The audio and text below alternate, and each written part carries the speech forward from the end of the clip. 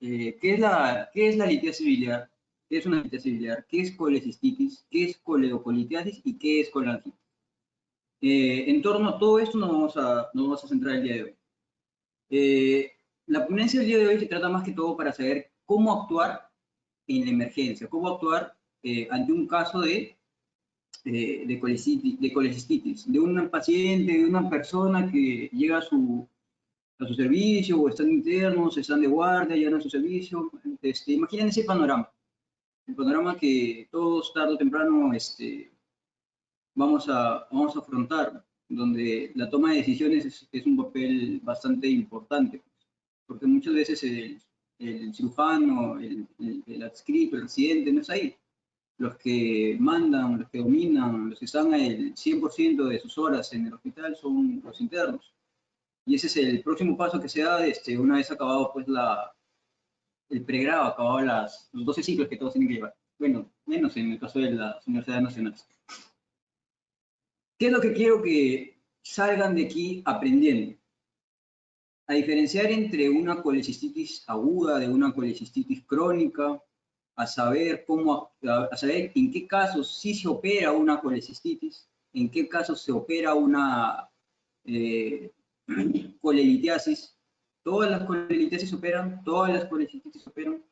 ¿Qué debo saber para yo poder actuar entre una colecistitis? Entre otras cosas. Bueno, habiendo hecho esa introducción, vamos a dar paso a lo que ya viene a ser la ponencia. Me va a tocar el hecho de que a la hora de escribir quizás no me salen bien las letras, pero es un poco difícil escribir con este punterito de acá. Mejor dicho, escribir con mouse, porque supongo que en una tablet es mucho más fácil. En fin, de manera introductoria vamos a hablar sobre un poco de anatomía, pues, o sea, lo básico. Tampoco vamos a hacer un repaso muy profundo sobre esto. ¿Qué tenemos acá? Esta es la vesícula. Acá tenemos el conducto hepático común, el conducto coléoco. Este es el cístico. Recuerden, el cístico unido con el conducto hepático común van a formar el coléoco. La vesícula, este órgano de acá, va a tener tres partes. La dividimos en tres. El fondo, el cuerpo de la vesícula y el bacinete. Esa parte de acá, bueno, esa parte de acá va a ser el cuello. En el cístico lo interesante son estos pliegues que se conocen como pliegues o válvulas de Heiser. Estos pliegues acá. Solo voy a colocar así para no hacer muy largo eso, porque si escribo todo se va a hacer largo y aburrido. Las válvulas de Heister, los pliegues de Heister en sí, los anatomistas antiguos, he revisado un poco por ahí en Savison, mencionan que sirven para dos cosas. La primera, para llevar la bilis que se almacena en la vesícula hacia las vías biliares extrahepáticas, o sea, el conducto coléoco, el conducto hepático común. Esa es una de sus funciones, o sea, una de sus supuestas funciones, porque todavía no se ha esclarecido todo esto.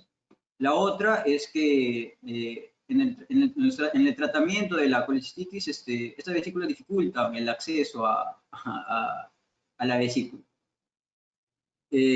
Importante de esta parte es saber los diámetros. ¿Por qué es importante saber los diámetros? Porque vamos, con eso, por lógica, vamos a saber si es que un cálculo que si por casualidad se impactaba acá en el bacinete o en el cuello de la vesícula o en el inicio del cístico, como quieran denominarlo, va a pasar por el cístico y va a llegar al colédoco o no va a llegar. ¿Cuánto es el diámetro del conducto cístico? Tiene un diámetro aproximado de 3 a 4 milímetros. El conducto cístico de 3 a 4 milímetros. Y el colédoco va a tener un diámetro de aproximadamente 4 a 5 milímetros. Y digo aproximadamente porque va a variar. Así como no todos tenemos el mismo color de ojos, tampoco tenemos las mismas dimensiones. Bueno, eso es con respecto a la anatomía general de la vía biliar extrahepática. Ojo, vía biliar extrahepática, porque también hay vía biliar intrahepática, que es más arriba, donde ya va a ser involucrado pues la vía interbiliar y tal. Recuerden, la bilis la sintetizan los hepatocitos y es en la vesícula biliar que se almacena. Ojo. Por otro lado, a ver, con respecto a la histología, acá tenemos un corte histológico. El epitelio de la pared de la vesícula va a ser un epitelio cilíndrico. un epitelio cilíndrico, así como en la mayoría del tubo digestivo, pues, ¿no? Acá podemos ver su mucosa, su submucosa. Esta parte de aquí es la circular interna, longitudinal externa. Y acá quiero resaltar algo. No sé si, bueno, sí, van a apreciar estos círculos de acá, estos círculos blancos. Estos círculos de acá blancos son los denominados senos de Rokitansky.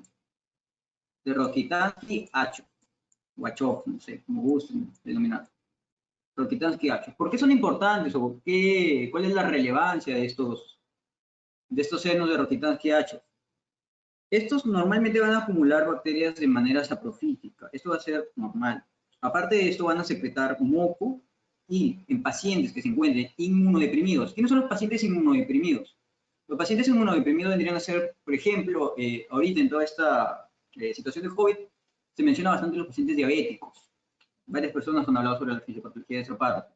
Pacientes que reciben tratamiento crónico con corticoides. Los corticoides te inmunodeprimen. Pacientes que son trasplantados. ¿Por qué un paciente trasplantado es inmunodeprimido? Porque recibe inmunosupresores de por vida para no rechazar ese órgano, etc. O pacientes con VIH y etc.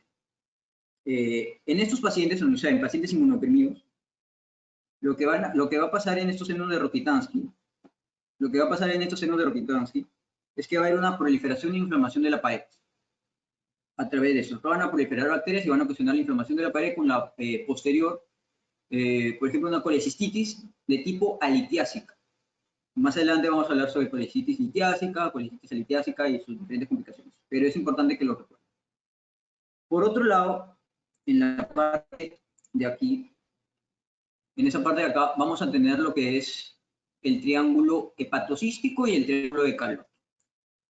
El triángulo hepatocístico es ese grandazo de acá, y el triángulo de Calot, vamos a dejarlo acá, bueno, a subrayarlo mejor dicho.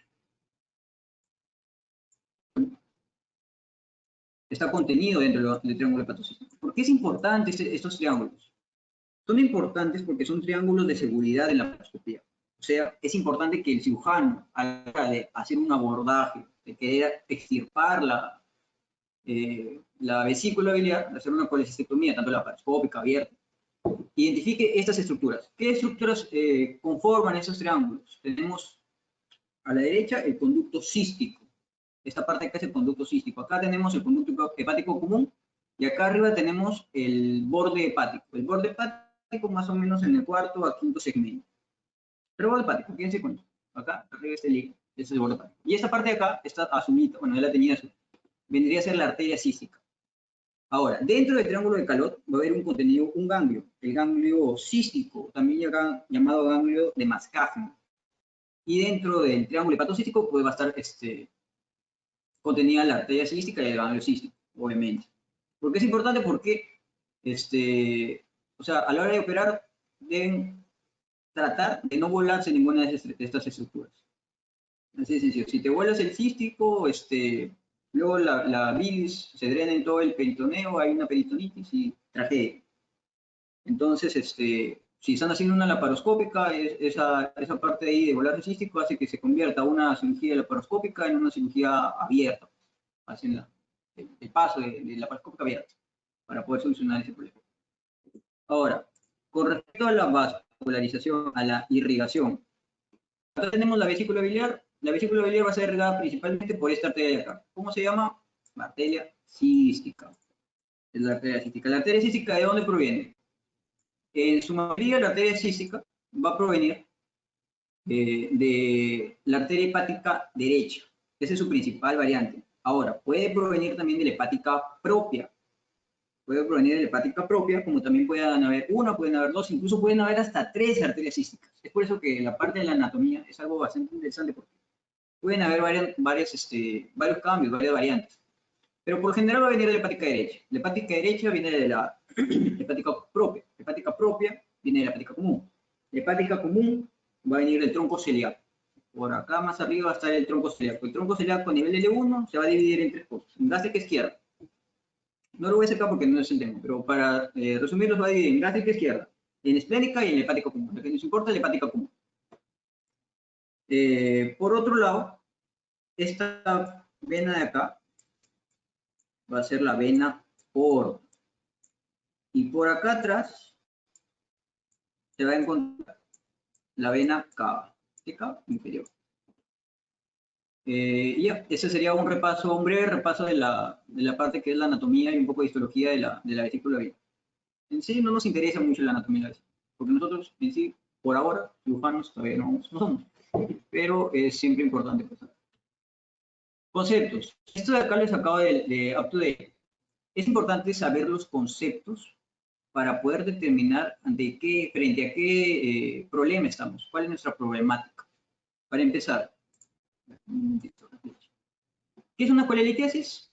Bacán, simple. Es la presencia de un cálculo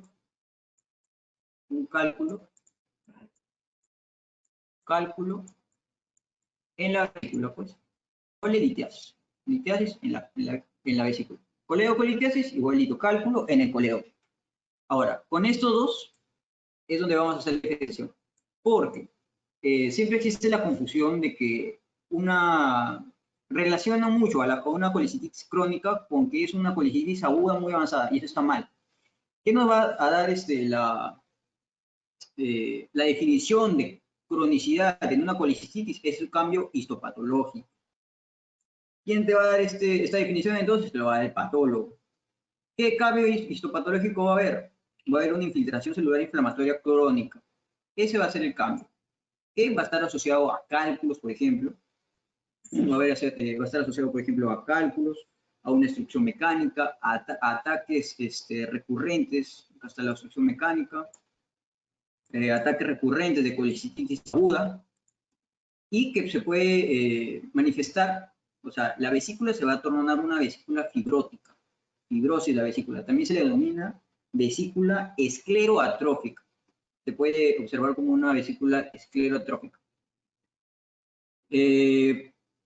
Bueno, y esa vendría a ser la definición de colecitis crónica. Ahora, por la parte de colecitis aguda, tenemos la colecitis aguda, vendría a ser un síndrome que se va a manifestar con un dolor en el cuadrante superior derecho asociado a fiebre y leucocitosis, cuya causa principal de etiología es la presencia de un cálculo. Como ya les mencioné, puede ser la colecistitis, puede ser tanto litiásica o alitiásica. Entonces, pero generalmente el 90% va a ser asociado a un cálculo. Esas son las definiciones de colecitis aguda, que es la inflamación de la pared de la vesícula, y de la colecitis crónica. Por otro lado, el cólico generalmente va a ser un dolor que se va a manifestar con un tiempo menor, 6 horas. Generalmente desencadenado también por consumo de grasas, postprandial, quizás por ahí asociado a un vómito bilioso. También se puede irradiarse a la interescapular, al hombro derecho, en fin. Pero acá no hay fiebre y no hay leucocitosis. Esto no hay. Esa es la definición de cólico biliar. Digamos. Con respecto a los tipos de cálculo. A los tipos de cálculos tenemos dos tipos. Cálculos que son de color y cálculos que son pigmentarios. Los cálculos de colesterol, que son los más comunes, tenemos dos tipos igual. Cálculos de colesterol puro, esto es raro. Es raro encontrar cálculos de colesterol puro. Estos no se van a ver en una radiografía de simple abdomen. Y cálculos de colesterol mixto. Estos son los más frecuentes. Estos son los tipos de cálculos más frecuentes de encontrar en la vesícula, dentro de la vesícula. Generalmente están conformados, como son mixtos, la mayoría es de colesterol, pero también va a haber calcio, un poco de calcio, bilirrubina, proteínas, etc. Por otro lado, tenemos los pigmentarios. Acá vamos a tener a los pigmentarios negros y a los pigmentarios marrones. Los pigmentarios negros son aquellos que son originados a partir de procesos de hemólisis. Pacientes con anemia hemolítica, por ejemplo, tienden a desarrollar cálculos de origen pigmentario. Y aparte, los cálculos marrones, pigmentarios marrones. Estos sí me importan un poco más porque uno de sus principales componentes va a ser el bilirrubinato cálcico. Este bilirrubinato cálcico va a hacer que sean más radiopagos, entonces que se puedan ver en una radiografía de simple abdomen. Estos son los únicos tipos de cálculos que es probable que se vean en una radiografía. ¿Por qué? un componente básico. Al igual que, por ejemplo, en una vesícula de porcelana, que es la clasificación de la pared de la vesícula, que nos alerta de que puede más adelante desarrollar una neoplasia maligna, una adenocarcinoma de vesícula. Estos se pueden ver en la radiografía. Y son más frecuentes encontrarlos ¿dónde? En las debilidades, específicamente en el coleo. Me van a ocupar en serio la letra, pero es difícil escribir con el mouse. Vamos a poner acá, coleo. Entonces, estos cálculos son más frecuentes en coleo. Si les preguntan qué tipo de cálculos es más frecuente encontrar en la vesícula, cálculos mixtos de colesterol. ¿Qué cálculo es más frecuente encontrar en el colédoco? Cálculos de pigmentarios marrones o de bilirrubinatoasa. Sí. Manejo de la litiasis. Con respecto al manejo de la litiasis, este es un simple hallazgo. Este cuadro lo he colocado para que sepan, por ejemplo, cómo actuar ante un simple hallazgo ecográfico, de cálculos. Por ejemplo, tienen a su mamá que se iba a hacer un chequeo.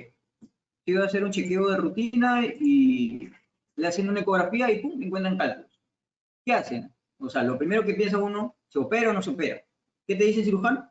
Sí, hay que operar, pues. Obviamente, pues, por clínica privada son 2.500 soles más, y todavía es que es por la paroscopía la intervención. Pero, ¿qué dice UpToDate? Entonces, vamos en el panorama de, ¿hacemos colecistectomía?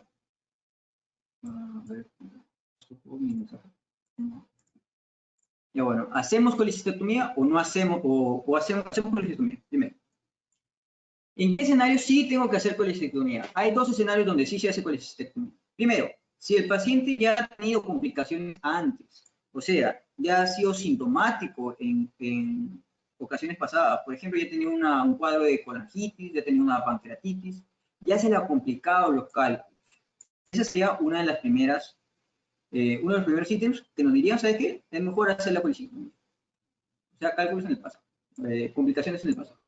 El otro parámetro sería, ¿este paciente tiene riesgo incrementado de hacer cáncer de vesícula?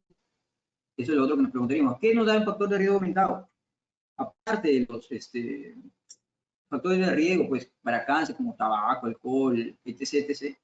En vesícula hablamos de que el paciente tenga un antecedente familiar de cáncer, cualquier tipo de cáncer. Si es cáncer de vesícula, pues más todavía, obviamente. Aparte de eso, pólipos, que tenga pólipos adenomatosos, mayor a 1 centímetro. Pólipos, paciente que tiene pólipos adenomatosos mayor a 1 centímetro, colecistectomía. Aparte de eso, ¿qué otro paciente también se va para colecistectomía? En este caso sería profiláctica. Como les mencioné hace ratito, por ejemplo, el hallazgo en una radiografía de abdomen igual, de una vesícula de porcelana, es probable que termine en un NM, mejor le saco la vesícula, colecistectomía. Otros pacientes que sean propensos a hacerle colecistectomía, aquellos que tengan ataques recurrentes. Ojo, en este tipo de manejo de litiasis es un paciente que le han descubierto pues, los cálculos, tiene cálculos, pero no tiene síntomas. O sea, es una colelitiasis asintomática. Otro de los criterios para hacer colecistectomía es que el paciente te diga, ¿sabes qué, doctor? Ya estoy cansado, ya estoy aburrido. Los domingos como me frito y me comienza a doler el estómago. Sácame la vesícula. Acá. El paciente quiere que le saque la vesícula, se la saca. Acá dice, o sea, elección del paciente, colecistectomía. Ahora, ¿cuándo no sacar la vesícula? En pacientes asintomáticos. Pueden tener sus cálculos. O sea, tarde o temprano le van a sacar la vesícula. Eso ténganlo por seguro. Pero ahorita, en este momento, si está asintomático, el manejo en sí es expectante. Un manejo expectante. Esperar. ¿Qué involucra el manejo expectante? Educar al paciente sobre las posibles complicaciones, sobre los síntomas de cuando ya hay una enfermedad como la cistitis, cómo se manifiesta, bueno, acudir a la emergencia y tal. También se le educa sobre la dieta, bajo en grasas, un poco de esas cosas. O quizás también se puede hacer un manejo farmacológico. ¿Con qué se le podría dar si el paciente dice, ¿sabes qué? Dime algo, pues un fármaco, no sé. Lo que se utiliza es el ácido ursodesoxicólico.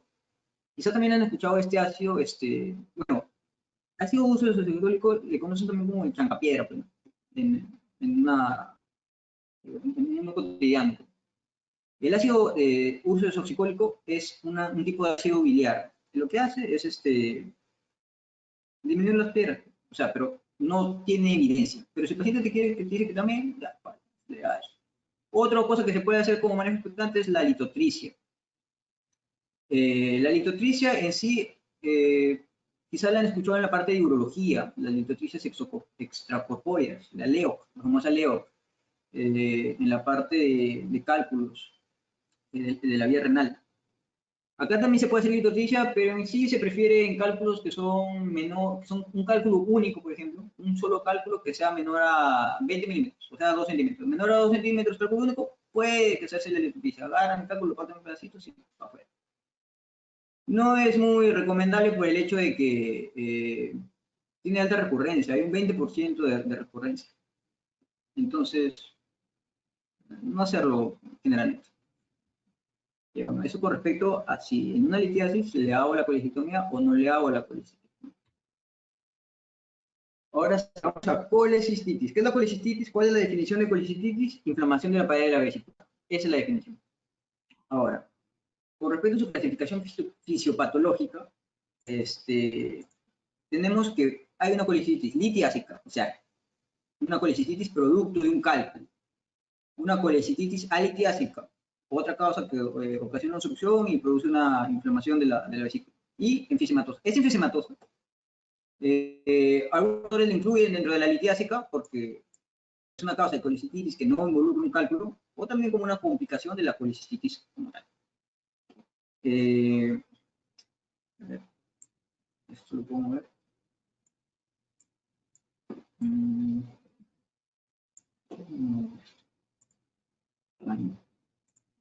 Pero un ratito que estoy moviendo esta parte de la pantallita. O sea, a ustedes no les sale, pero a mí sí me sale esto del Google Meeting, el chat y tal, y no sé cómo sacarlo. Ya, bueno, no importa. Ya, tenemos la colecistitis litiásica. Esto representa el 90% como causa de colecistitis. ¿A qué se debe? A una impactación del cálculo en el conducto cístico.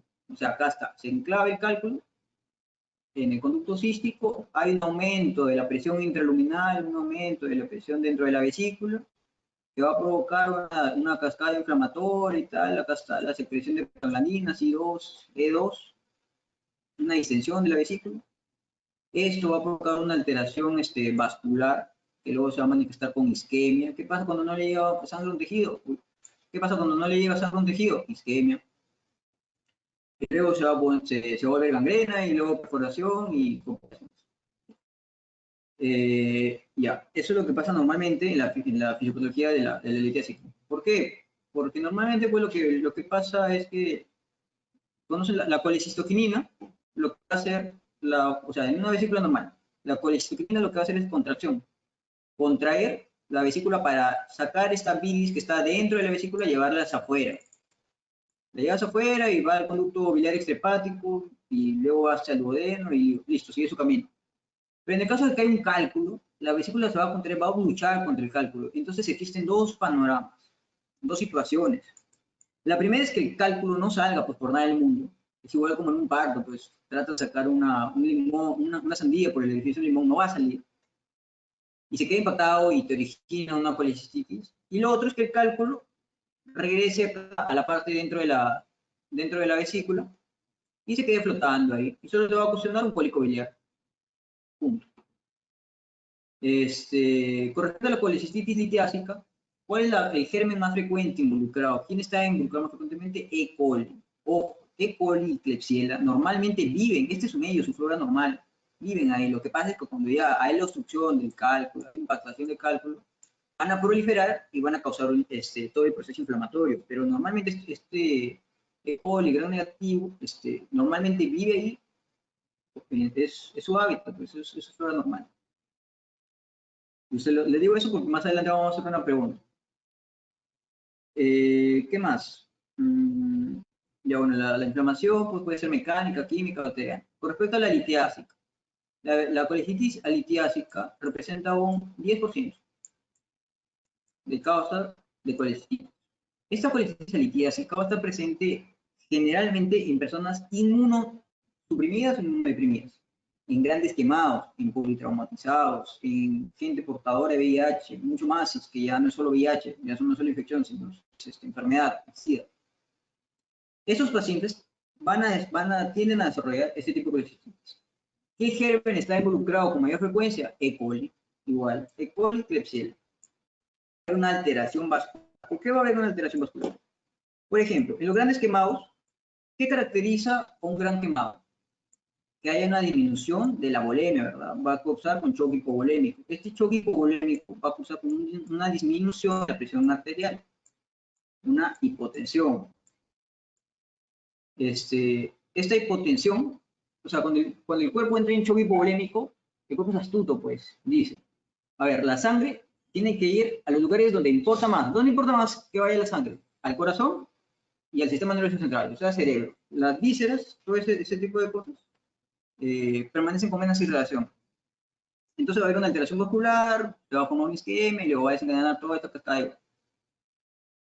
Entonces, el puntito ya está.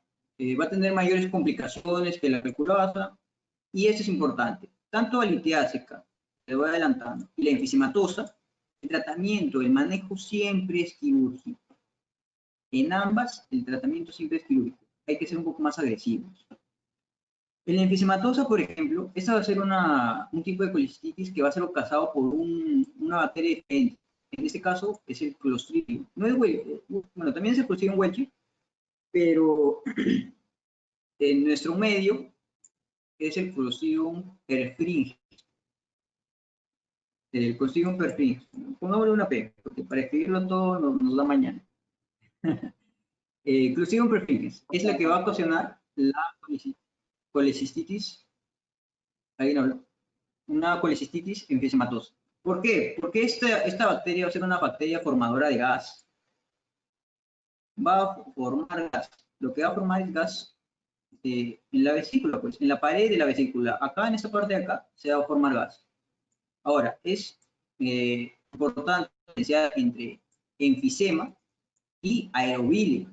Una cosa es enfisema y otra cosa es aerobilia. Enfisema es eso que estoy haciendo acá. Gas en la pared de la vesícula. Aerobilia es cuando este gas ya está en la vía biliar extrahepática.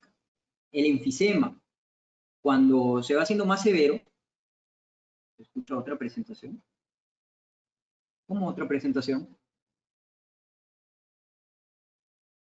Creo que tiene la pantalla que está congelada. Bueno, ¿sí me escuchan todos? Está en la diapositiva de la vesícula, de la fisiopatología de la vesícula. ¿Sí? Ya, bacán. Ya, regreso. El enfisema es diferente a aerobilia. No es lo mismo. Se escucha otros expositores. No, creo que es tu computadora, no sé. Porque acá no se escucha nada. Ya, bueno, ¿qué? Ya, la aerobilia no es igual al enfisema. El enfisema. No. Bueno, creo que es el internet también de algunos. O quizá también sea mi culpa, pues no sé. Pero sí me dice que sí se ve la imagen de la fisiopatología. Ya. Ya, aerobilia no es igual a enfisema. El enfisema, cuando ya se hace más severo, tiene dos caminos. Agarra o se va a la piel y ya se forma un enfisema cutáneo. Un enfisema en la piel. Y lo otro es que el enfisema se vaya para adentro de la vesícula. Y acá, cuando ya hay aire dentro de la vesícula, acá ya hablamos de aerobilia. Eso es importante. Ahora, con respecto a la enfisematosa, es una colecistitis clásica de pacientes diabéticos. Entonces, es clásica de pacientes diabéticos, pacientes inmunosuprimidos. Es por eso que el manejo tanto de la litiásica como de la enfisematosa, el manejo es quirúrgico. En ambos el manejo es quirúrgico. Por ejemplo, en la diabetes, alguna vez, no sé, se han estado rotando por ahí y llega un paciente que tiene un puntito negro en el pie. un puntito negro en el pie, le hacen una interconsulta a traumatología, el traumatología dice ya, listo, chao pie. Exagerando, ¿no? Pero lo que sí te va a decir es, escucha, antes de arriesgarme, mejor me huelo aunque sea el dedo, pues, ¿no? Me saco el dedo y listo. Adiós infección, adiós, adiós problema. O sea, son más agresivos. Igualito para, tanto en la litiásica como en la episematosa, hay que ser agresivos. Es decir, colecistectomía sí o sí. Abierta, la parcúpica, la que quieran, pero colecistectomía. Chao, equipo. Ya. Ahora, una pregunta. Esto es poco pregunto porque a manera de recomendación, no sé, sí les digo que, por ejemplo, cuando vean temas, revisen preguntas. Mucho mejor si son preguntas comentadas, son exámenes comentados, revisen, porque uno aprende, eh, ya, uno aprende más del error. Si en algún momento no se me escucha o no sé, pues la pantalla está mal, me escriben, por favor, que estoy por aquí viendo el chat. Ya, con respecto a las preguntas, uno aprende más del error que de los aciertos, en verdad. Entonces, es bastante importante que, por ejemplo, revisen los exámenes comentados de AMIR. Ahí van a tener un plus, porque, por ejemplo, si en el examen siguen, por ejemplo, no saben la respuesta, pero al menos saben lo que no es. Y eso es un ganar-ganar, ¿me entienden? O sea, vayan acá en Piura, por ejemplo, vayan a Tres Culturas, compran su AMIR. Son unos tomos, bueno, creo que ahora son naranjas, pero los que yo compré eran azules. Revisen exámenes comentados porque les va a enseñar a resolver las preguntas. Entonces, tenemos esta de acá. ¿Cuál es la causa más frecuente de colecistitis aguda? Infección por Escherichia coli. Como les mencioné, el Escherichia coli es un medio normal, vive ahí en la vesícula. Es su flora natural. Por sí sola no va a causar una colecistitis. Entonces, no. Litiasis múltiple, también les dije, pueden haber cálculos en la vesícula. Pueden estar ahí nadando, estar tranquilos, hasta que se impactan y provocan la inflamación de la vesícula, es que van a provocar una colecistitis. Están poniendo las claves. Claro, claro, está bien. Yo decía, ¿por qué ponen y así está bien. Hay que resolver cada uno. ¿Por qué litiasis múltiple? ¿Por qué no litiasis múltiple? Como le dije, pues no. Los cálculos pueden estar ahí nadando, tranquilos, solo hasta que uno se impacta en el nacimiento del cístico, es que puede ocasionar una parálisis. Entonces, nada. Infección por salmonella, tampoco, parecido a la Escherichia coli.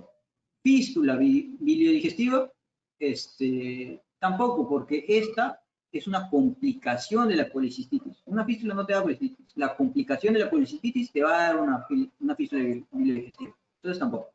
Como ustedes dicen, la respuesta es la obstrucción del conducto cístico. Entonces, ven, es importante resolver preguntas y saber lo que no es. Igual que como en la vida, pues, ¿no? Uno aprende más de los errores. O sea, difícilmente te vas a olvidar de algo que has hecho mal. Igualito con los exámenes. Difícilmente te vas a olvidar de una pregunta que te equivocaste. O cuando te hacen roche, por ejemplo, en las rotaciones. Ya no te olvidas de ese roche que te hicieron, ya no te olvidas. Entonces, es bastante importante. De para la vida. Con respecto a la clínica, recuerden que esta, a ver, no lo permito. Recuerden que estamos hablando ya ahorita solo de colecistitis litiásica. O sea, esta es una colecistitis litiásica, porque es la más frecuente, 90%. Las otras ya saben que sí o sí va a terminar en litia. Las otras sí o sí va a terminar en colecistectomía. ¿Cuál es la clínica de la colecistitis litiásica? Una historia de cólicos biliares, un cólico biliar que empeora, puede estar asociado a anorexia, náuseas, vómitos de tipo bilioso, un dolor en hipocondrio derecho. Esto es importante, el dolor en hipocondrio derecho es lo primerito que nos hace en abdomen agudo pensar, pucha, dos cosas, o hígado o vesícula. Si es Murphy positivo, o también llamado arresto inspiratorio, un Murphy positivo, también llamado arresto inspiratorio, es bastante positivo de que sea una colecistitis. Fiebre, recuerden que estamos hablando de itis, inflamación, infección, van con fiebre. Leve ictericia. Acá quiero subrayar la parte de leve. ¿Por qué leve? Uno a veces piensa que solo la ictericia aparece cuando hay una implicación del coledo. No. En colecistitis también puede haber ictericia. En colecistitis también puede haber ictericia. ¿En qué casos? por ejemplo, cuando hay un síndrome de Medici, que lo vamos a desarrollar un poco más adelante, pero en el síndrome de Medici hay una compresión extrínseca. El cálculo crece tan grande que comprime desde afuera a la vía biliar extrahepática. Entonces, produce una obstrucción de la vía biliar extrahepática y ictericia. Ojo, que en la colecistitis es una ictericia leve.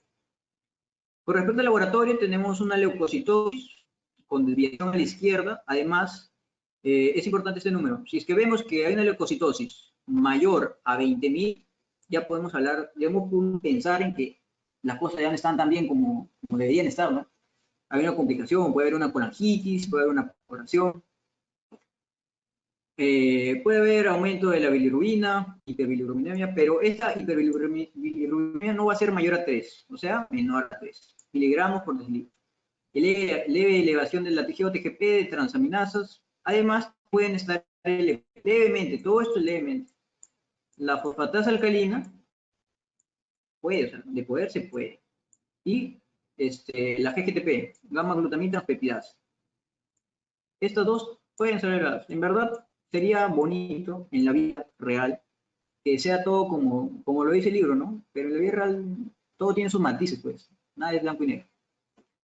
Con respecto a las imágenes, acá he colocado la radiografía, para que sepa que en sí la radiografía no sirve para el diagnóstico, pero sí nos sirve para, por ejemplo, diagnosticar una complicación. ¿Recuerdan del enfisema, de la aerobilia? Ya, pues en la radiografía sí se va a observar el aire, sí se va a observar una perforación, por ejemplo. Una perforación puede haber aire, pues ahí a nivel del fondo derecho.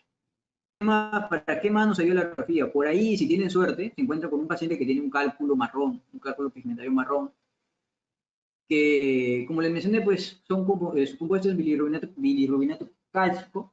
Esto va a hacer que sí se pueda ver, va a ser radiopaco y sí se pueda ver en una radiografía. Para eso, y quizá por ahí, para hacer un diagnóstico diferencial de abdomen agudo, pues, ya, pues una colecistitis, vamos a hacer radiografía. La ecografía, esto sí es importante. Ecografía, esto es lo primerito que deben hacer. Ante cualquier paciente que ya sospechen pues, de que es colecistitis, ecografía es lo primero. ¿Qué vamos a ver en la ecografía? En la ecografía se van a ver dos cosas, principalmente. ¿O qué van a buscar ustedes, pues? El cálculo, que se va a ver como una, acá está, como una imagen hiperecogénica, con sombra acústica posterior. Y además se va a evidenciar también el engrosamiento de la pared.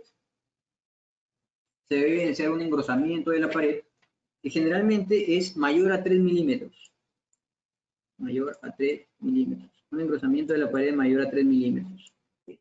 Acá también incluso se puede ver que la pared está un poquito engrosada. Aparte de eso, ¿qué más puedo ver ¿qué más puedo ver yo en una ecografía? Puedo ver el aumento de la vesícula, el aumento de la longitud de la vesícula. El aumento del diámetro longitudinal de la vesícula mayor a 8 centímetros u 80 milímetros. El aumento del diámetro transverso de la vesícula mayor a 5 milímetros, 4 a 5 centímetros, o sea, mayor a 40 milímetros. ¿Qué más puedo ver en esta parte de acá? Se puede observar también, se puede observar cuando está impactado el cálculo. ¿Ustedes cómo pensarían que un cálculo está impactado? O sea, ¿cómo podrían decir si está impactado el cálculo? Póngale que el cálculo está por acá está el cístico y tal. ¿Cómo yo sé que el cálculo está impactado? Yo la verdad cuando me preguntaron la primera vez tampoco, o sea, no lo vi. O sea, ¿cómo podría ser, no? Sí, el cálculo es el lugar. Ya está, claro, muy bien. ¿Qué haces? Estrellita para ti, Michael. ¿Qué haces? Agarra, primero le hace la ecografía al paciente en decúbito dorsal, el paciente chao, boca arriba. Le hacen la ecografía y luego le piden que se lateralice, decúbito lateral. Si el cálculo se mueve, obviamente no es impactado. Si el cálculo sigue ahí, es un cálculo impactado. Punto. Muy bien, lo primero, la verdad que yo cuando lo leí dije, ¿cómo pues? Y es por lógica, ¿no? Varias cosas en medicina es por lógica, más que por uno a veces se chanca la cabeza diciendo, oye, ¿cómo? Pero lógica, la lógica prima bastante. ¿Qué más se puede ver acá en la ecografía? El signo de doble riel, este de acá. Este es el signo de doble riel. El signo de doble riel. Acá podemos observar este de acá vendría a ser el peritoneo de la vesícula. Este vendría acá la capa subseosa. Y esto negro que ven acá, esto vendría a ser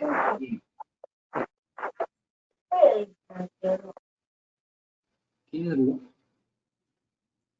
Ya bueno, esto de acá es el signo doble R, también sugestivo de colecistitis. Ahora, se escucha otra voz. Sí, pero creo que ya apagó su micrófono. Ahí, ¿me escuchan? ¿Sí me escuchan o no? Hola. Ya, sí. Ya. Con respecto a la gamografía, esto en sí, la gamografía, o también llamada colecintigrafía, me gustaría escribirlo, créanme, pero el mouse no me ayuda. La pongámosle C de colecintigrafía. Colecintigrafía. La gamografía de colecintigrafía es más específica. ¿Por qué? Porque cuando lo haga, si es que sale positivo, no va a teñir la vesícula. ¿Cómo se realiza la gamografía? Se va a inyectar un radioisótopo, se va a inyectar un radioisótopo llamado IDA. IDA, que es el ácido imidoacético hepático. IDA. Inyecta este radioisótopo y va a teñir toda la vía biliar. No sé si por acá pueden, acá se ve clarito, acá está el hígado, esta parte acá es el hígado, se va a teñir el hígado, la vía biliar, y no va a teñir, por acá debería estar la vesícula, no va a teñir la vesícula, va a pasar de frente, va a ir hacia el duodeno. Acá incluso se puede dibujar el ángulo, se dibuja el ángulo de Trex. Ahí es positivo. O sea, no es, disculpen, es colecistitis. ¿Por qué? Porque no va a pasar el medio de contraste por el hecho de que está obstruido. ¿Por qué? Por un cálculo. Pues. Puede ser que hay un cálculo que está subiendo y no va a permitir que el medio de contraste pase hacia la vesícula. Este es un examen bonito y todo. En Perú no se hace mucho, pero es importante saberlo. Pues, ¿no? Por ejemplo, si alguno dice, oye, Kawi, pero siempre hablaba de los escritores de Tokio. Yo ya roté por cirugía y me han dicho que escritores de Tokio, yo ahora roté, no sé, por medicina 1, en gastro, escritores de Tokio. ¿Escritores de Tokio? Son los escritores de Tokio. Con respecto a los escritores de Tokio, ya tenemos que, igualito, signo de inflamación local, signo de inflamación sistémica y un hallazgo imagenológico. Dos ítems, A más B, me da un diagnóstico sugestivo, o sea, puede ser. Y los tres ya pues me da un diagnóstico definitivo, ¿no? De colecistitis. Ahora, todo que lo dice bacán, chévere, pero acá es lo mismo. Es como que si le dijera, pues no tiene 4 patas, tiene bigotes y maulla, ¿qué es? Ya, pues, un gato, nada más. Igualito en colecistitis. Tiene dolor en el hipocondrio derecho, hay fiebre, hay una ecografía donde se ve un cálculo, por ahí, no sé, tiene suerte, tiene un signo de WR, colecistitis. Pero por si acaso ahí podemos decir lo que de Tokio. En sí, Tokio nos va a servir un poquito más, pero para la parte de colangitis, para el manejo de colangitis, para saber según el grado qué hacemos. Bueno, Tokio es la guía con la que se rige todo el mundo. A ver, ahora, con respecto al algoritmo diagnóstico de la colecistitis aguda. Acá tenemos un paciente que ha llegado con dolor agudo de tipo biliar, ya digámosle en hipocondrio derecho, pues. De tipo biliar en hipocondrio derecho. ¿Qué estamos pensando? Que puede ser algo de hígado o puede ser algo de la vesícula, pues. Este dolor es de corta duración, no hay fiebre, no hay leucocitos. Esta definición la hemos visto antes, que puede ser sospecha de un cólico biliar, un simple cólico biliar, que se va a resolver en menos de 6 horas probablemente. Se comete que generalmente 6 horas. ¿Qué hacemos ante este tipo de cólico biliar? Le damos analgésico. Analgésico es necesario. Analgésico se puede dar pues, un opioide tipo meperidina y los AINES que se utilizan en este caso es ketorolaco. La CAE y ketorolaco. Y lo mandan para su casa. Le mandan su orden de, ¿sabes qué? Dentro de un par de semanas te hacemos la ecografía electiva. Y listo. Ahora vamos al otro escenario. Un escenario donde el dolor ya no es un dolor de duración corta, sino es prolongada. Hay fiebre, hay Murphy positivo, hay leucocitosis ¿Ya? Colecocitosis de visión a la izquierda, sospecha de colecistitis. ¿Qué hay que hacer? Una ecografía, pero ya no es una ecografía electiva, sino es una ecografía urgente. Ahorita me traen al ecografista, hagámoslo ya. En este escenario tenemos bueno, en esta situación tenemos 4 escenarios. 2, 3, 4 escenarios. En el primer escenario, veo cálculos. Además, hay edema, o sea, la pared de la vesícula está inflamada. Y si quieren más, además, hay signo de Murphy ecográfico. ¿Qué es el signo de Murphy ecográfico? Es un Murphy, pero que lo hacen pues con el transductor. Agarran el transductor y lo que estás haciendo y cuando llega pues al hipocondrio derecho, debajo del rebote postal, signo de Murphy ecográfico, como para que se luzca el ecografista y hace su signo de Murphy ecográfico, pues con el transductor. Listo. ¿Cuál es el diagnóstico? Colecistitis aguda calculosa. ¿Por qué estamos viendo el cálculo? Pues vamos al 3. ¿Qué pasa si no encuentro nada? Nada, pues. ¿Qué será? Otra cosa. Colecistitis no es. Entonces me pongo a buscar otra causa. Esto ya es alineado a otro costado. Los intermedios, 2 y 4. ¿Qué pasa si encuentro cálculos, pero no encuentro edema de pared? Encuentro los cálculos, pero no hay edema de pared. Entonces, ¿qué me puede sacar de la duda? ¿Qué sería lo ideal para sacarme la duda? Hacer una colecintigrafía. Yo dije que era más específico.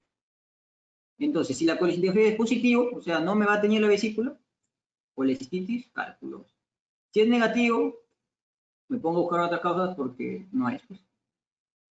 Ahora, con respecto al escenario número 4, si encuentro edema, pero no hay cálculos, en todo caso, no hay cálculos, también hago colecintigrafía. Si me sale negativo, otra causa, no es colecistitis. Si me sale positivo, ya estamos hablando de una colecistitis a cálculos, punto. Ya tenemos el diagnóstico. Digamos. Entonces, ¿cuál es el procedimiento diagnóstico inicial en sospecha clínica de colelitiasis? Seguro ahorita van a escribir por ahí. Pero vamos a empezar, vamos de abajo hacia arriba. Espérense la pumita. Michael está rompiendo la Michael. Radiografía de abdomen simple. Ya les dije que no, porque la mayoría de cálculos no se va a ver acá.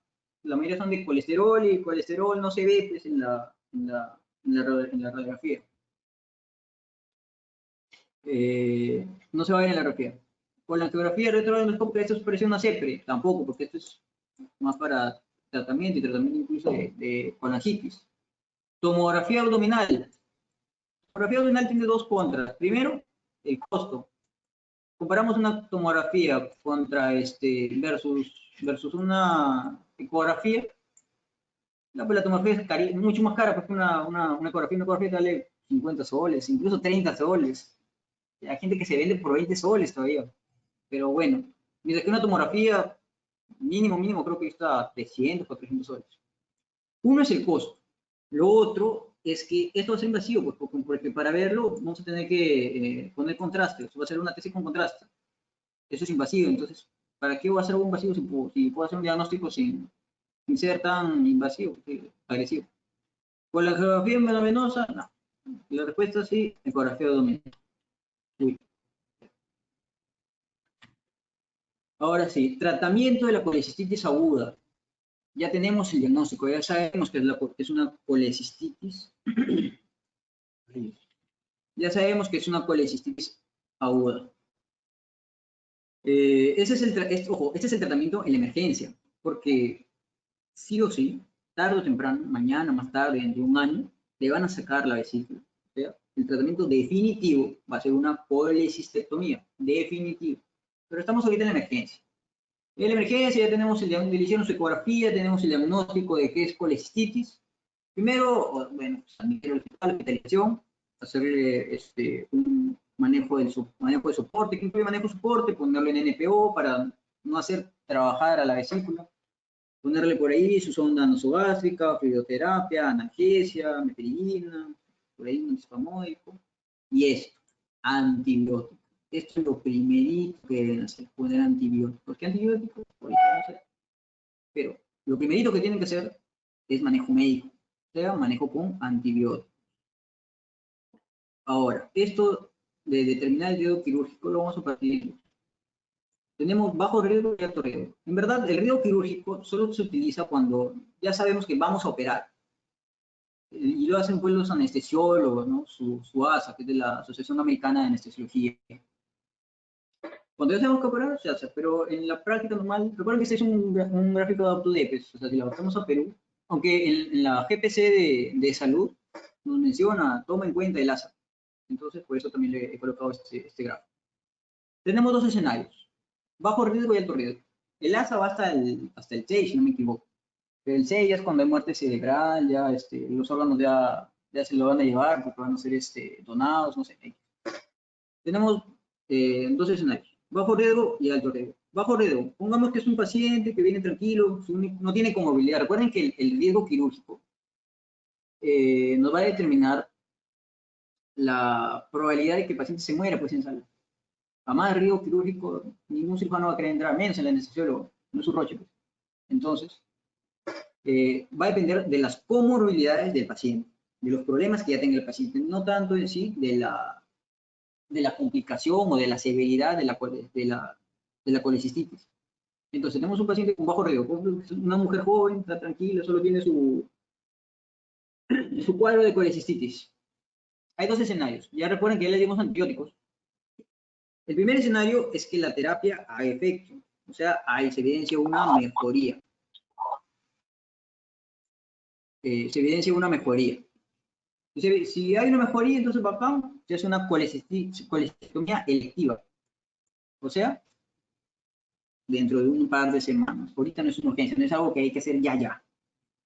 Acá dice durante la hospitalización, pero ya pues recuerden que esto es algo que no es peruano. Pues. O sea, lo ideal sería esto, pero en Perú no se hace esto. Se elige mejor electiva, pase por consultorio, venga de aquí en un par de semanas y chévere. ¿Cuál es la otra parte? Que hay un deterioro, que los antibióticos no dan efecto. Entonces, que la colecistitis se está complicando. En este escenario, cuando hay un deterioro, no están funcionando los antibióticos, no hay una mejoría, se hace una colecistectomía de emergencia. Agarran y despiertan al cirujano como sea.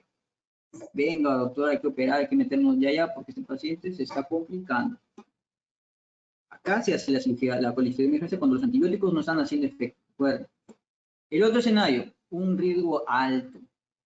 Hasta 3, 5, no sé, pónganle una mujer obesa, que tiene aparte, ya póngale también añosa, las 4F, pues, que menciona Tokio, añosa, fuerte, y aparte tiene una insuficiencia cardíaca, tiene insuficiencia cardíaca.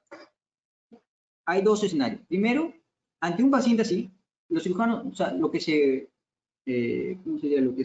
opta es por no operar. No operar porque tiene un alto riesgo quirúrgico. Eso quiere decir que el paciente se va a morir en sala. Va a agarrar y se va a morir. Entonces, mejor no entramos porque hay que ser precavidos. Nadie va a entrar, no quieren. Entonces, primero le doy sus antibióticos. Igualito, tengo dos escenarios. Mejora con antibióticos. Bacán, entonces. Le damos de alta. Una vez que ha mejorado con los antibióticos, se le da de alta y para su casa, buenas vibras, vaya con Dios. Y se trata de no ser un manejo, o sea, el objetivo de esto es un manejo que no sea crudo. El otro escenario es que los antibióticos no hagan efecto. Los antibióticos no hacen efecto. Entonces, ¿qué hacemos? ¿Ahora qué hacemos? Hay que hacer algo. Se hace una colecistostomía. Colecistostomía. Percutánea en este caso. Transperihepática, si no me equivoco. ¿Qué es lo que se hace?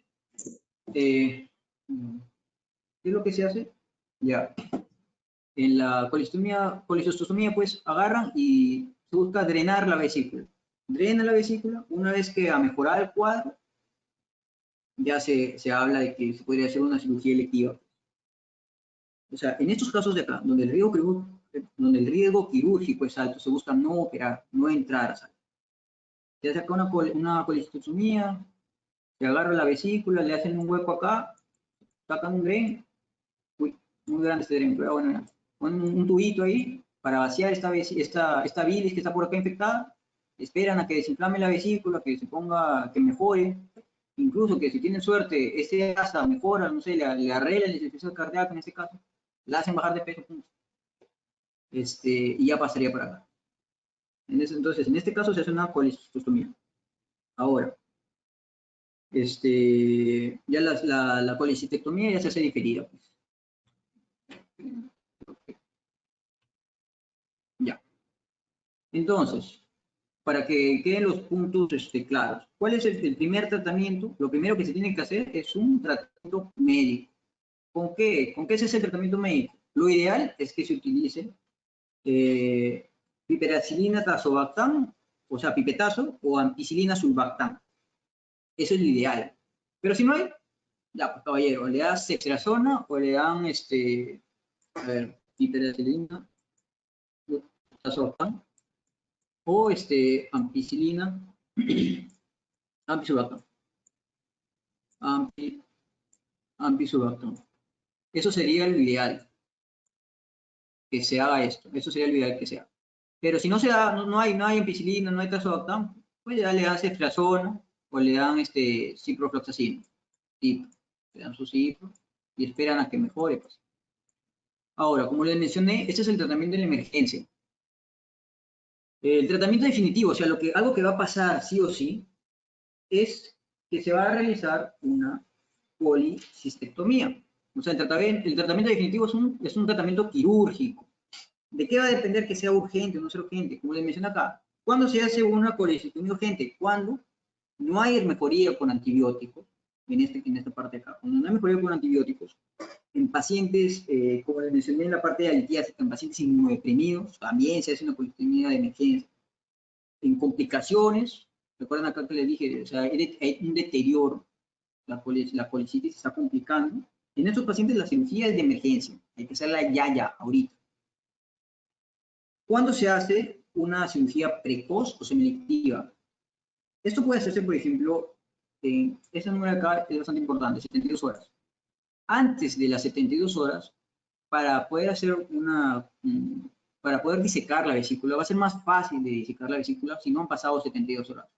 O sea, antes de las 72 horas, es más factible hacer la colecistectomía. Entonces se puede hacer precoz al día siguiente de la guardia, o también se denomina semilectiva. En estos casos es más factible hacer la colecistectomía. Porque ya cuando está mayor a 72 horas, ya todo está pegado, es más difícil poder hacer una resección de la vesícula, los cirujanos se comienzan a estresar, ha pasado casos de que agarran y están tratando de sacar la vesícula y pasa la buena. Ese es uno de los problemas que tienen, agarran, están disecándola y se vuelan la vesícula, o sea, la rompen y toda la bilis va al peritoneo y entran o sea, se molestan entre ellos, el cirujano principal con el cirujano secundario, el que está a la derecha versus el que está a la izquierda. Entonces, ya tienen que hacer un cambio, pues no pasar, si están haciendo la paroscópica, que es la que se hace de elección, pasan a hacer una abierta, pues, para reparar los daños hechos. Ahora, la otra es la cirugía electiva, que se realiza en 6 a 8 semanas. Estos casos es pacientes que, como les mencioné, responden a antibióticos, se puede hacer la colecistectomía electiva, o cuando ya desinflamó la vesícula, pues ya le hicieron su colecistostomía, ya desinflamó la vesícula, y entonces, electivo, dentro de 6 o 8 semanas, regresa señora, quizá por consultorio, y le sacamos su vesícula, pues, se acabó. A ver, esperen, antes de esto, por si acaso alguien por ahí diga, oye, Kawi, pero ¿qué dice Tokio? Yo quiero saber qué dice Tokio. Tokio dice prácticamente, bueno, es lo mismo. Estos son los grados de severidad de Tokio. Acá tenemos 3 grados. 3, o sea, el de color rojito, no tocar, es cuando ya hay una alteración sistémica, cuando ya hay disfunción cardiovascular, hay hipotensión severa.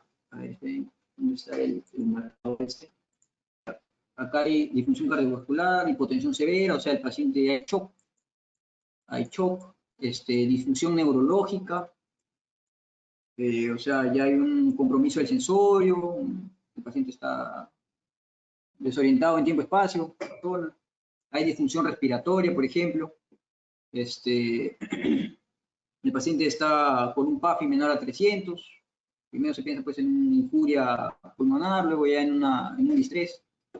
Hay disfunción renal, o sea, no orina, oliguria, hay una creatina aumentada, la urea también puede estar aumentada, disfunción hepática, disfunción hematológica, trombocitopenia, plaquetopenia. Esto es un escenario severo. ¿Qué hacemos en un escenario severo? ¿Recuerdan en el gráfico anterior? No operamos. A lo mejor le hacemos su colecistostomía. ¿Qué es una ostomía? La definición de omía, quizá por ahí la han escuchado en colostomía, cuando ven su bolsa llena de heces. Es la comunicación de una víscera hueca con el exterior, que puede ser a la piel, en el caso de la colostomía. Y en ese caso también, pues, se va hacia afuera para drenar esa bilis infectada.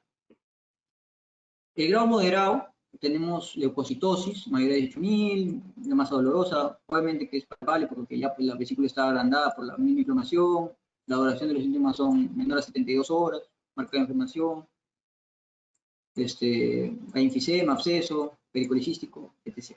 Y grado leve, cuando no encaja ni en uno ni en dos. En el grado leve, como en el gráfico anterior, igualito. ¿Qué es lo que es eso? Se puede hacer una colestomía temprana, si es que, por ejemplo, está menor a 72 horas y es factible, o sea, el residente quiere practicar, hay que deme esta colecistitis, acá entra, o diferida, dentro de un tiempo por consultorio, entra, listo. En el grado moderado, por ejemplo, según la GPC de salud, tenemos el ASA. Pues, si hay un ASA menor a 3, se hace una colestomía temprana. Si hay un ASA mayor a 3, es una colestomía diferida electiva. Recuerden que el ASA va a ser la probabilidad de que el paciente se muera en sala. Entonces, mientras más ASA, hay que ser menos invasivo.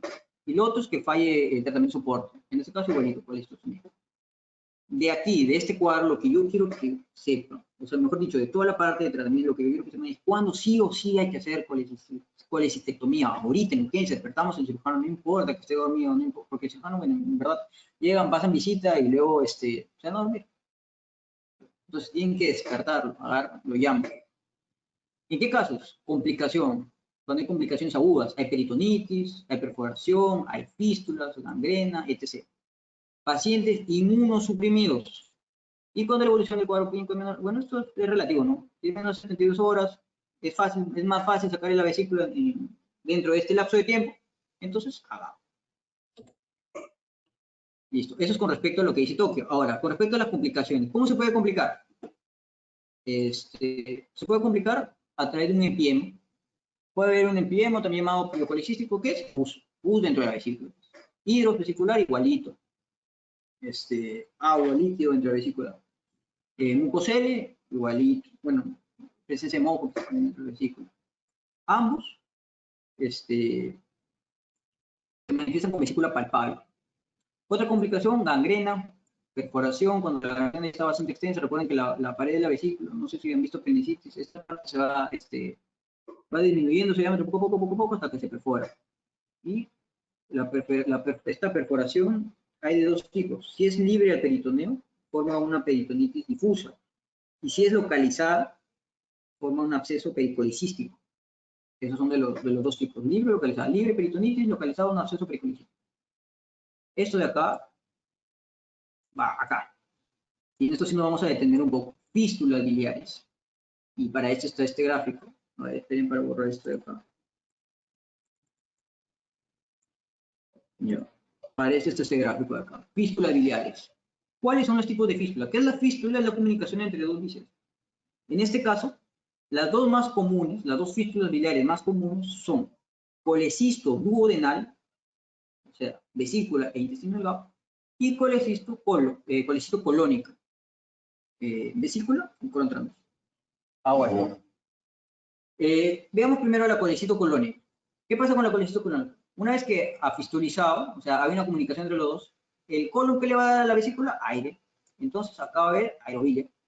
Aerobilia va a pasar para acá al conducto, a la vía biliar extrahepática, listo.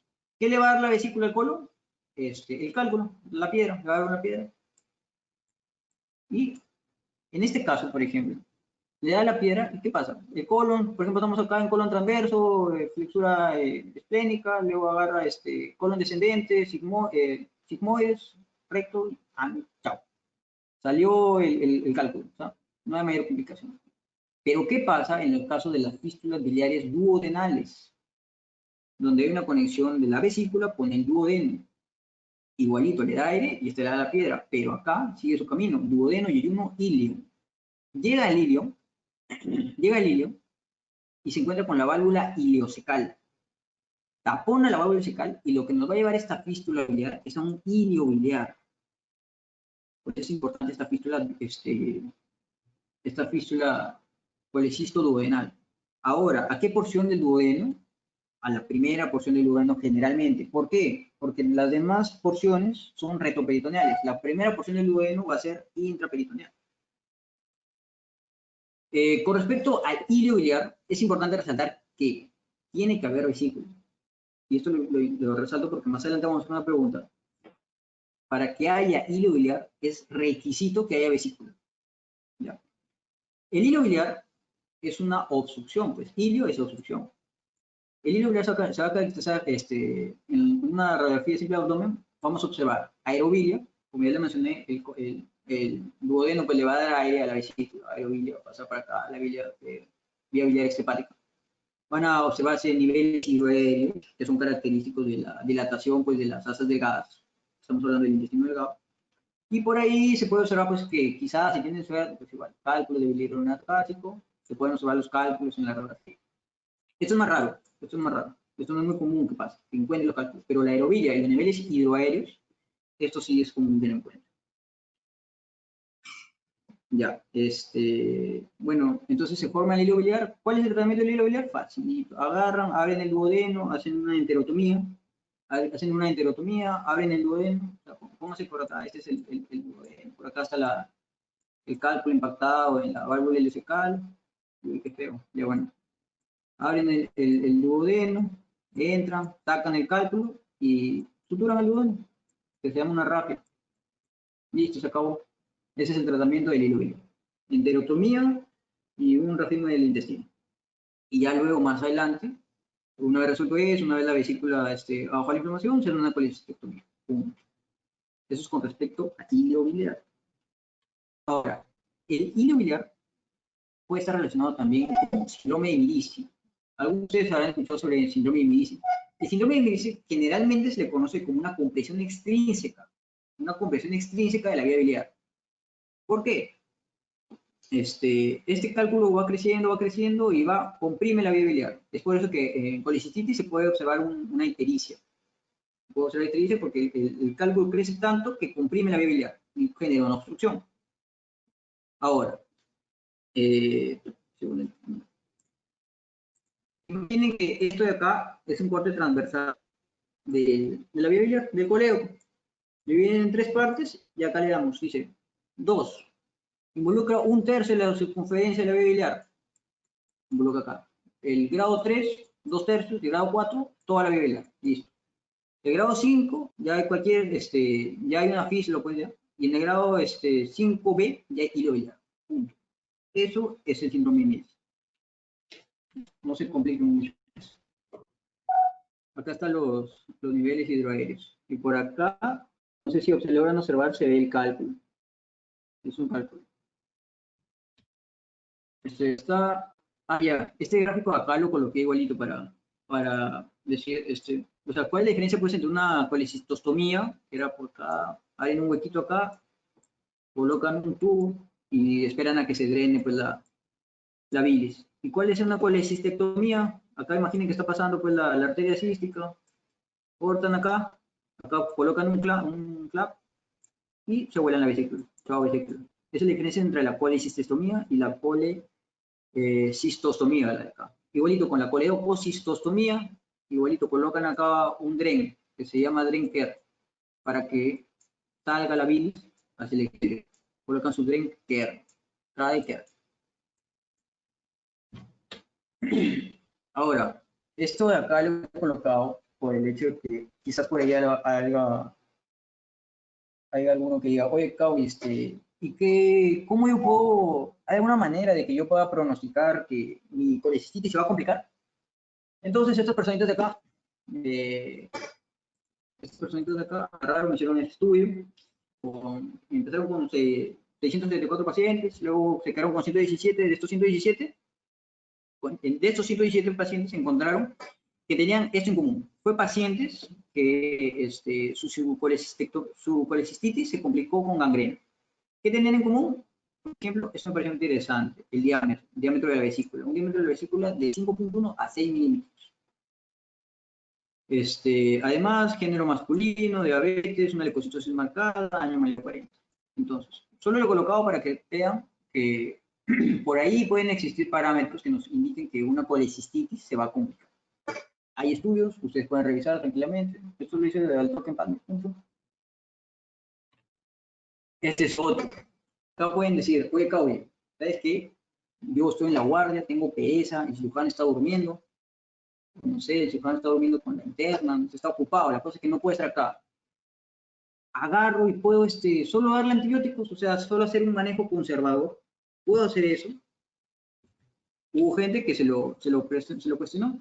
Este tal Emi y este tal Tom. Se cuestiona eso. ¿Qué? Pues, se podría hacer un tratamiento solo con antibióticos más, ¿no? Hicieron el estudio, eso sí, con una muestra pequeña, con 33. De estas 33 personas, a 15 solo le dieron antibióticos. A 12 le dieron antibiótico más drenaje percutáneo y a 6 solo tratamiento sintomático. O sea, solo su analgésico y suave. Punto. ¿Qué pasó en resumidas cuentas? No resultó.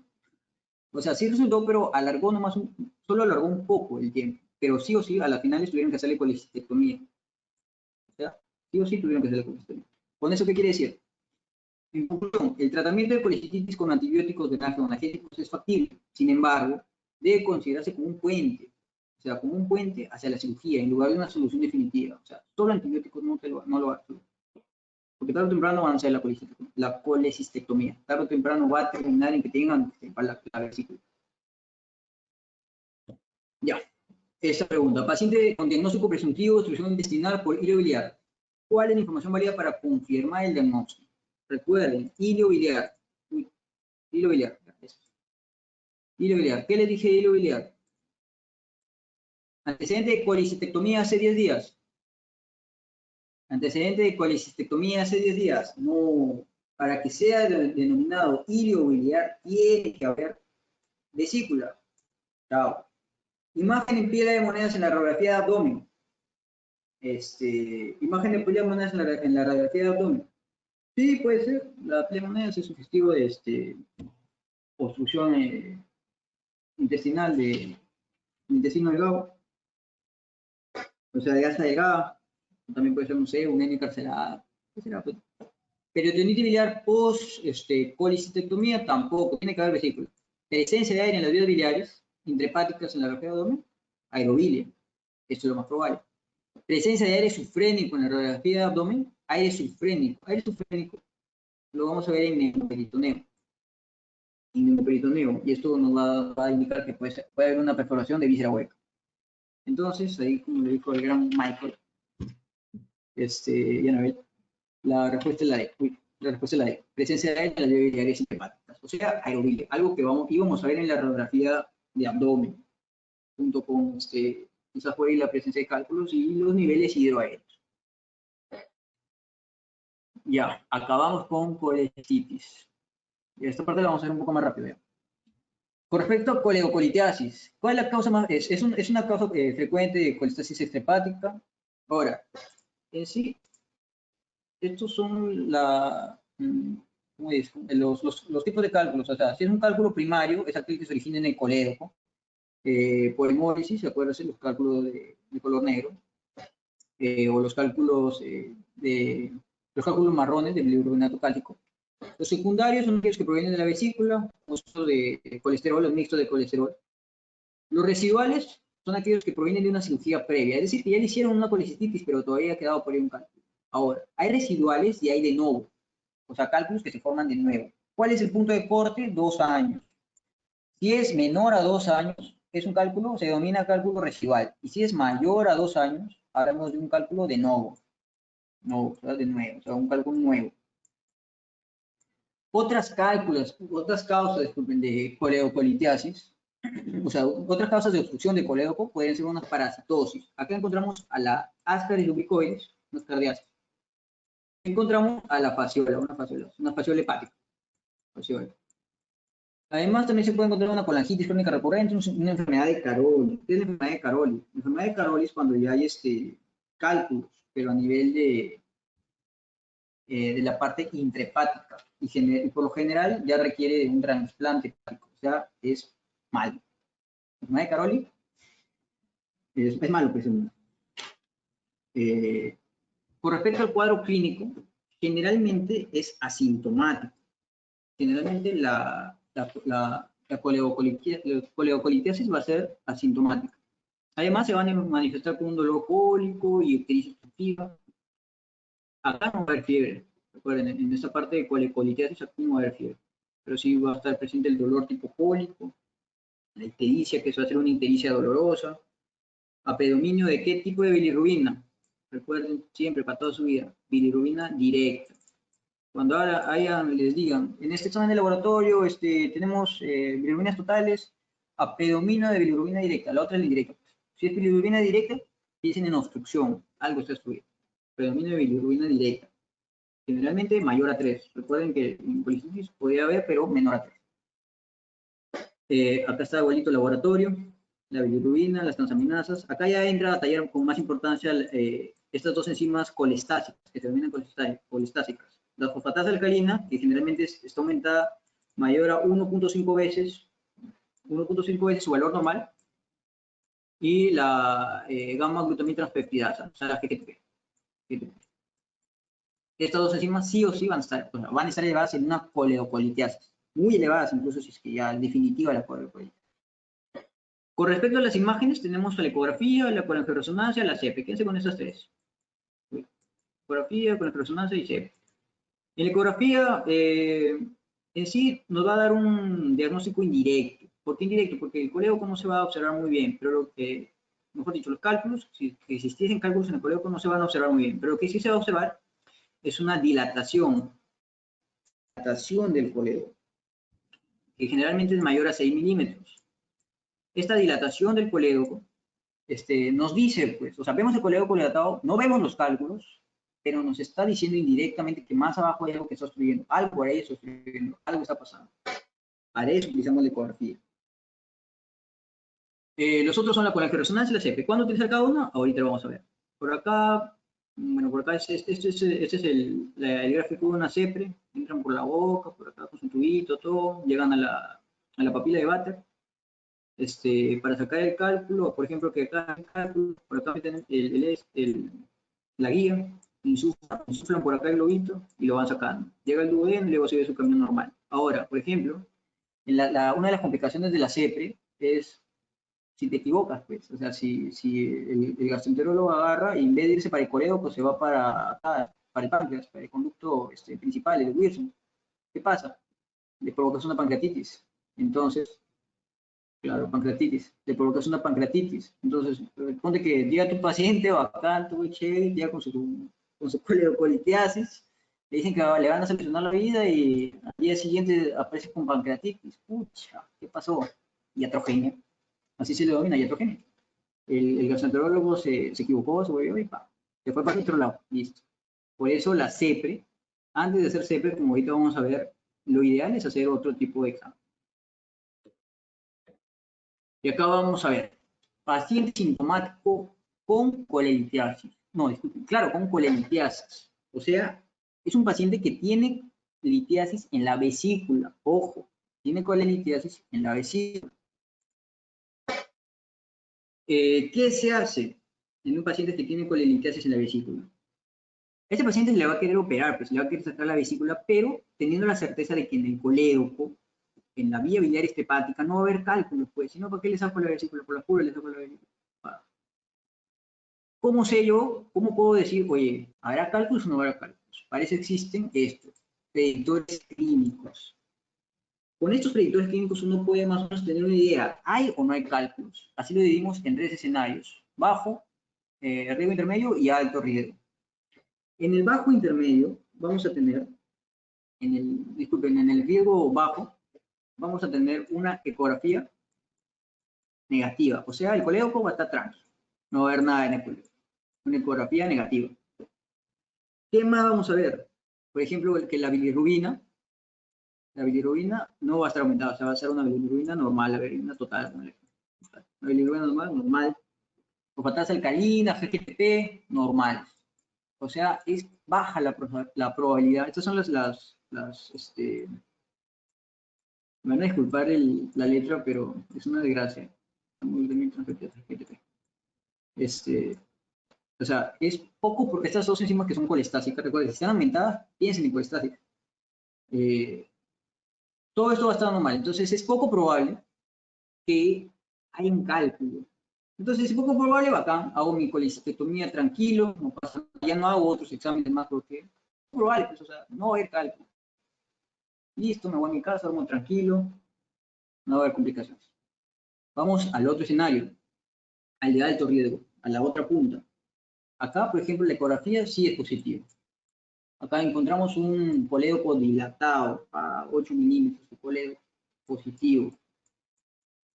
¿Qué más encontramos? Que la fosfatasa alcalina y la GGTP sí están elevadas. Y están muy elevadas todavía. La fosfatasa alcalina y GGTP están elevadas y muy elevadas. Entonces acá ya estamos pensando, pucha, este paciente es muy probable que sí, porque tengo un cálculo más abajo. ¿Qué hago? Antes de hacerle la colecistectomía, antes de hacerle la colecistectomía, le hago una CEPRE. Le hago CEPRE. Antes de hacerle la colecistectomía. Para sacar el cálculo y digo, listo, luego de hacer la CEPRE, y hago la colecistectomía. Perfecto. Ahora, ¿qué pasa si es que estoy en el punto intermedio? Pues no es ni muy ni tan como dicen por ahí. O sea, que por ejemplo tengo las fosfatadas, la GGTP está elevada, pero no está muy elevada, o sea, está ligeramente elevada. Y la dilatación por ahí, ¿qué está? Tengo dos opciones. O hago una IO, que la IO es una colangiografía intraoperatoria, o sea, en la operación hago, inyecto medio de contraste y veo, o hago la resonancia magnética. Esta parte, más que la IO, hagan énfasis en la resonancia, en la colangioresonancia, porque esto es lo que te dice, por ejemplo, la guía de salud. O sea, cosas que pasan en Perú, cosas que se ven acá en Perú, en nuestro medio, pues, ¿no? Porque es bonito escuchar que hay un montón de exámenes de afuera, en otros lugares, pero si vamos a nuestra realidad, que es la verdad, nuestra realidad, somos deficientes en muchas cosas. Entonces, es bacán ver las GPC, pero de Perú. O sea que ves lo que tienes a la mano. Ya bueno. Tienes acá una resonancia, la otra alternativa es que hagas una resonancia magnética. Si es positiva, entonces ya pues hay cálculo. La hago su CEPRE y luego la hago la colecistectomía. Ahora, si no tengo ni esto, o sea, no hay ninguno de los dos, caballero, primero hago la CEPRE. Por otro lado, el otro lado, donde tengo la colangografía intraoperatoria, estoy ahí con el paciente abierto, la hago la colangografía. Me sale negativo, chévere, no hay cálculo entonces. Solo le hago, le decimos colecistectomía laparoscópica o abierta, lo que esté haciendo. ¿Qué pasa si es positivo? Hago la IOC y la colangografía y me sale positivo, o sea, si hay cálculo. Tengo dos opciones. La primera es que ya pues agarro y soy un cirujano avesado, me meto, yo mismo tengo las pinzas, abres el conducto del colédoco, lo abres, haces una exploración de los conductos, sacas el cálculo y haces un Trenker. Listo. Cierras y programas para después una colecistectomía. Esa es la primera opción. La segunda opción es que cierres, agarras y ya sabes que no la hago. No tengo las pinzas, no tengo la habilidad, o sea, no está dentro de mis capacidades, hay que ser, hay que saber cuáles son nuestros límites. No hago la cirugía, cierro todo, que venga a su CEPRE y que venga a su CEPRE y listo. Ya luego le hago la colecistectomía selectiva. Punto. Esos son los escenarios. Entonces, ¿cuándo sí o sí hacer la CEPRE? CEPRE cuando no tengo ni resonancia ni IOC, o CEPRE cuando ya estoy muy seguro de que sí hay un cálculo en el colédoco. Ahí hago CEPRE. Y algunos de ustedes se preguntarán, oye, Cauy, ¿por qué no hago CEPRE para todos? CEPRE para ti, CEPRE para CEPRE para todo el mundo. Porque la CEPRE, si bien es diagnóstico y tratamiento, tiene complicaciones. Como les mencioné en en la parte pasada, bueno, en la diapositiva pasada, tiene sus complicaciones, pues. ¿Qué va a pasar si hago una CP mal? Ya tengo iatrogenia. Oh, miércoles, le provoco una pancreatitis. Aparte de eso, recuerde que para la CEPRE, para sacar el cálculo, a veces hay que hacer esfinterectomías, pues, por la parte del esfínter de Oddi, hay que abrirlo para poder sacar a veces el cálculo. Y si lo abro de más, problemas. Hay perforación del duodeno, me puede llevar a una hemorragia digestiva alta a la hora de hacer la papilotomía. O sea, hay problemas, no es tan sencillo. La iatrogenia es lo más común, que te equivoques de conducto, como suele pasar, y ya, haces más mal que bien, como dice. ¿Qué más? ¿Alguna idea? Oye, pero sé que yo quiero que me diga cuáles son los niveles, o sea, mejor dicho, cuáles son los parámetros que sí, o sea, exactos, parámetros exactos. Como les mencioné, la bilirrubina, mira cuánto, estos criterios de ASCE son los que utilizan la GPC en Perú. Estos son los criterios de ASCE, disculpen, son los predictores clínicos que utilizan acá en Perú para saber si es que hay probabilidad de que haya una coagulopatía o no hay. Acá los tienen, los pueden leer más adelante como para ya no extender mucho esto, pero ahí está. Y para terminar, la colangitis. ¿Qué es la colangitis? Con respecto a la colangitis, en sí la colangitis se debería llamar, a ver, colangitis es colangitis aguda, supurativa, ascendente. Ascendente porque va desde el duodeno hacia arriba, pues hacia el hígado. Colangitis para los amigos, pues, para los compas, colangitis nada más, pero su nombre real es colangitis aguda, supurativa, ascendente. ¿Cuáles son las causas de colangitis? Acá tenemos tanto causas benignas como causas malignas. De las causas benignas, quédense con la parte de la presencia de cálculos. La presencia de cálculos es más frecuente en la parte benigna. En la maligna, lo más frecuente es que haya un cáncer de páncreas, un cáncer de cabeza de páncreas, un ampuloma. Acá está, esa es la parte de eso es lo más frecuente, las causas etiológicas, tanto benignas como malignas. Las demás las pueden leer, las pueden saber, pero fíjense con lo básico. ¿Qué más? La teoría de Charcot, la famosísima teoría de Charcot. Fiebre, escalofríos, ictericia y dolor. Eso lo van a ver en todos lados. Es una fiebre en picos. Una fiebre en picos. Eso es lo más importante. Que si tiene fiebre, sospechas al toque de colangitis. Escalofríos, ictericia y dolor. Si le agregas además shock séptico y depresión del sistema nervioso central, ya hablamos de una pendada de reino. Pues, eso es como, ya más para la cultura general. Como ya les dije, pues en la práctica, en verdad, no te va a dar todos los síntomas que dice el libro. Sería chévere, ¿no? Pero no es así, pero es importante saberlo. Y esto ya va a llevar un shock séptico.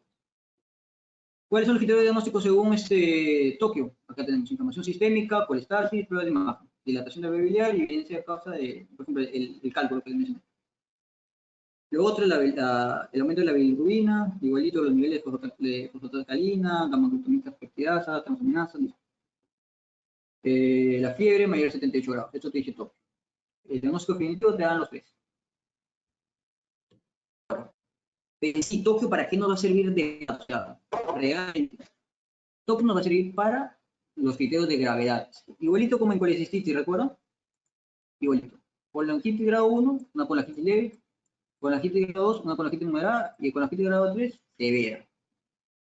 Lo mismo que en colecistitis, ya para terminar, tenemos acá el diagnóstico de colangitis aguda, ya tenemos el diagnóstico, iniciamos con tratamiento antibiótico. Ojo, este tratamiento antibiótico ya no va a ser solo ceftriaxona, ya no va a ser solo ciprofloxacino, sino que además de